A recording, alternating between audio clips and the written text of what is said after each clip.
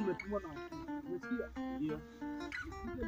Kama unafanya kazi vizuri kama unakula watu pesa. Umesikia? Nilisikia kuna kesi hapa chini. Ongea tunakufuata vizuri. Ile kesi yule mama mwenye anapanga nguo. Si unamkumbuka yule mama mwenye anauzanga pombe? Pia namkumbuka. Amepea mtu sumu kwa pombe. Andika. Ujaze hiyo file. Na kuna kijana mwingine amebebeshana mimba anakaa area chini hapa hivi. Umesikia? Karibu na yule mama anatereka mandazi. Andika. Jaza file kabisa. Kwa sababu unaona siku hizi Kenya imekuwa mbaya. Na hii kesi kweli ulichunguza hii? Pia nimechunguza, nimegundua kama yule mkaka alipaka msichana mmoja. Ndio maana naona umetiki. Hizi lazima tupeleke mahakamani.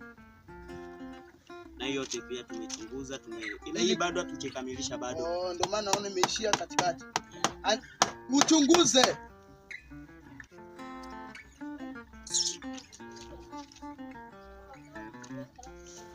Na ilikuwa tarehe ngapi? Mbona hujaandika tarehe? Nimesahau tu kidogo, leta niandike nijaze haraka. Stop hivyo hivyo. Ilikuwaje ndio akutume ukuje kunichunguza mimi basi tuchunguze na kesi. Mimi nimepitia mafunzo. Na sasa mimi naaminika huko serikali kuu. Umesikia? Mimi nimetumwa na mkuu, anaitwa Mr. Daud. Inspector salamu yake. Sasa. Andika. Sasa ilikuwaje tu akutume ndio kuje chunguza kesi kwa hii kitu kidogo hivi? Kwa sababu nimesikia malalamishi kutoka kwa raia. Yaani na wanyanyasa. Nasikia tu unakulana pesa. Unashika watu usiku. Najua watu hawafai kutembea usiku, lakini wewe unawashika unaanza saa 12. Hiyo kweli ni sheria? Si sheria pia, kama mimi sifanyi hivyo. Utavuliwa jezi na kuambia pale. Samani basi. Andika. Na nilisikia kesi ya hii mtaa watu wanauza pombe sana. Pia ni ukweli. Nimemshika jana huyo mwana.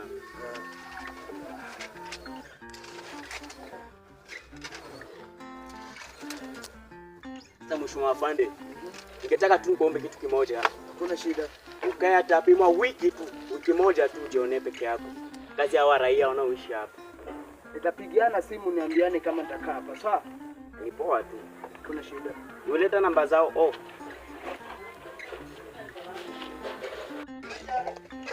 Bana kuna namba za mkuu mmoja hivi. Jina lake Norbert. Andika. Na unipe hizo namba kwa sababu nikifika huko. Halo. Mkuu yuko hapa. Mkuu Lusungu. Ndio mheshimiwa yuko hapa. Sasa nitaka niombe tu kitu kimoja tu kwenye makao makuu. Ndio. Nilitaka tu nibaki naye hapa wiki moja tu. Hawezi kunimiza kwa mambo ya hali ya hewa. Poa. Nimkabidhi simu. Basi poa.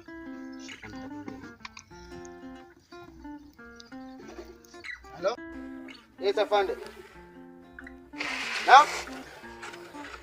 Kuna kesi imetokea. Wacha basi nimalizie alafu nitakuja huko muda so mrefu. Sawa.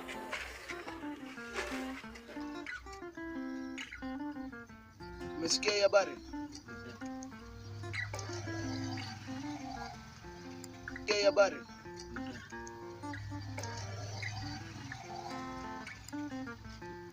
Umesikia habari?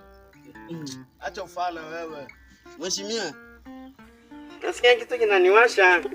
Okay. Wewe ni mjinga si ndio? Bana mheshimiwa.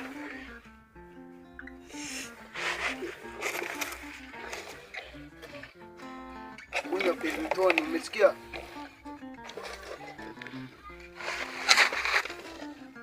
Mheshimiwa. Sasa ile kesi unaichunguza ama? Ndio hivi mimi naandika. Unajua kazi hii mnanikalisha hapa. Bila kula wa raia hakuna kitu ninachopata, hata mshahara kidogo sipati. Ndio maana nimekuambia wewe unakula raia. Ngoja nipigie afande simu. Mheshimiwa. Usichukulie kile kitendo serious kwa sababu sikuwa serious hata mimi. Lakini ujue hapa sijakuja kucheza na wewe. Umesikia? Poa mheshimiwa. Niletee maji ya kunywa. Haraka. Ndio mheshimiwa.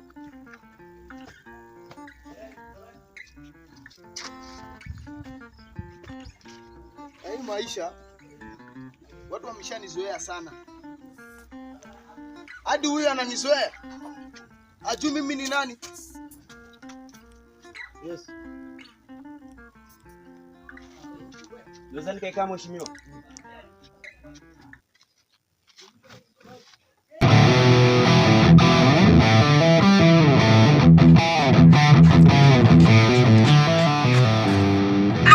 Maji yamekutosha na naye. Maji bila mkate. Wewe. What is this? This is battle. Come. My friend.